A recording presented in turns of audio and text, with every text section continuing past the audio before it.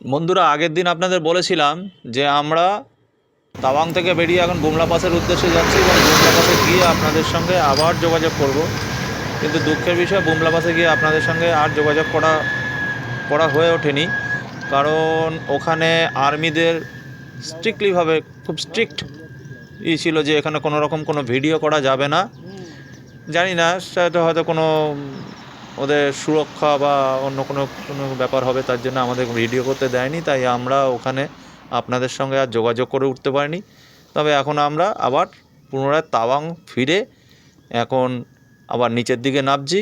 এখন আজকে আমরা যাব হচ্ছে বমডিলা অবধি। আজকে আমরা বমডিলায় গিয়ে আজকের জার্নি শেষ করব। আমরা তাওয়াং যাওয়ার পথে তখন সেলা টপ হয়ে গেছিলাম। এখন আমরা ফেরার পথে এখন আমরা ফিরে আসছি।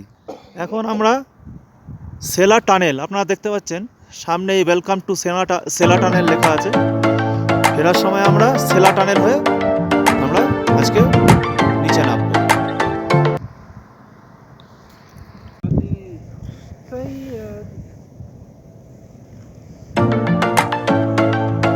আপনারা সামনে দেখতে পাচ্ছেন সেলা টানেল, আমরা এখন এর মধ্যে দিয়ে পাস করবো।